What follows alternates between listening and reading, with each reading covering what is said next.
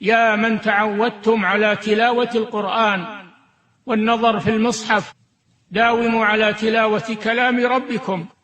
اجعلوا لكم نصيبا يوميا تقرؤون فيه من القرآن ما تيسر، بحيث لا يمر الشهر على المسلم إلا وقد ختم القرآن، هذا على الأقل. وإلا من السلف من يختم القرآن في كل 10 في صلاة الليل، ومنهم من يختمه في كل 7 في صلاة الليل